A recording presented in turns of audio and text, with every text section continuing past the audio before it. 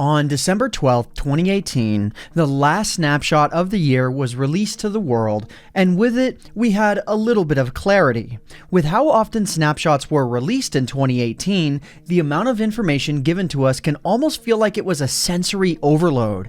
Every single snapshot added usually a decent amount of features, causing us to look at every single inch of the release until we could understand it all. Now that we've had almost 2 weeks of a break, we've been able to reflect on these releases, and in this video, we plan on looking into what we think is still missing from Minecraft 1.14. From what Mojang has told us at Minecon 1.14's release is coming fairly soon, at the very least at some point in Q1, and hopefully these features will get added in the next coming weeks. So without any further ado, let's get right into it. When Minecon rolled around, a competition to see which biome would get an update commenced, and during the event, the votes were tallied and the Taiga was decided on to get that update. The promised features were foxes, campfires, and berry bushes. Since the beginning of these snapshots, the one feature that we've seen is the berry bush, and we've yet to see foxes or campfires. Little is known about the foxes and the campfires, but what we do know is that they'll spawn in the Taiga, but we don't know what their functionality will be. Will the fox have novelty like a polar bear and ultimately serve no direct use other than another creature to inhabit an area, or will they be tameable in some sort of way? Also, will campfires be purely decorative and only give off light, or will food be able to be cooked in them, similar to The Legend of Zelda Breath of the Wild? While little is currently known, we're definitely still pretty curious about it. Another mob that could be tamed would also be pretty nice, especially after ocelots basically just got up and binned and lost all serious functionality. In the Biome Chooser trailer, Agnes' face tenses up when she sees the foxes. She doesn't inherently say that they're bad, but they do run away right after. I don't know that they're going to be hostile, but I also don't think many people would argue foxes being tameable either. During the snapshots, a surprise update was featured, and multiple blocks with zero functionality were added into the game. It was theorized that these blocks would relate to villages and villagers and would ultimately begin the brand new crafting update.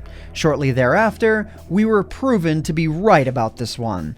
The lectern, stonecutter, cartography table, fletching table, and the smithing table, as of right now, still have zero functionality. While we know what some blocks are going to do, like the lectern, where it'll let multiple users read a book at the same time, the others are anyone's guess at this point.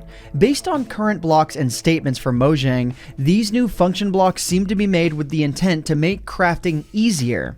We can only assume that the stonecutter, cartography table, fletching table, and smithing table will do as their names suggest. The stonecutter will hopefully let us make chiseled or brick blocks and slabs.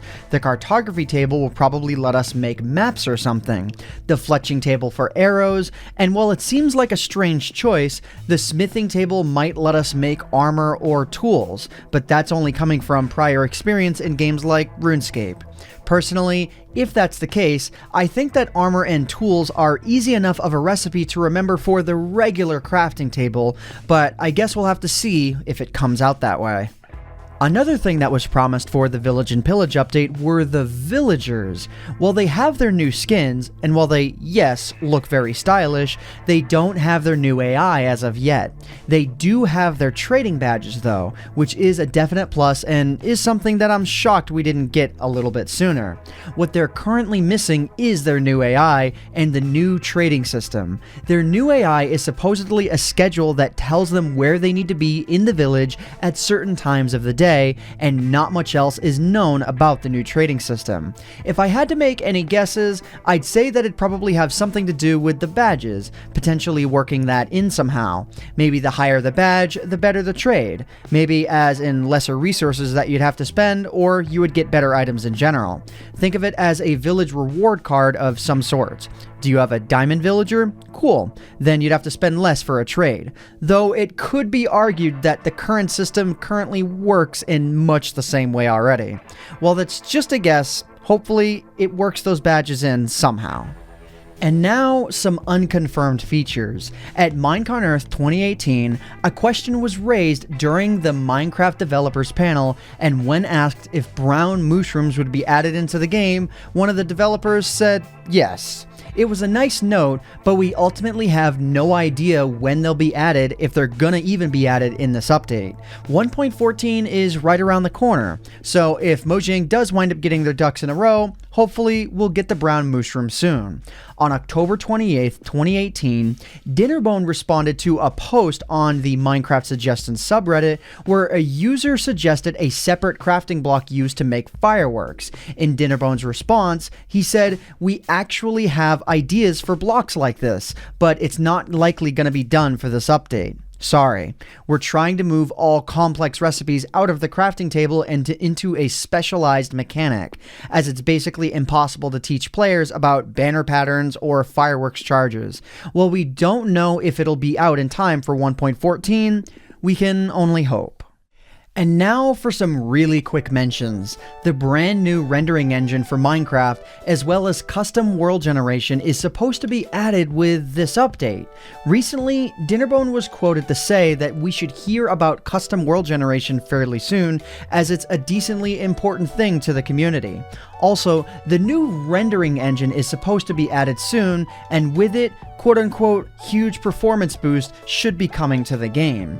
With how some areas of the game are right now, it's definitely needed. Whether or not this engine will control and handle lighting, or it'll just boost everything in general, it's something that we're excited to see the progress of.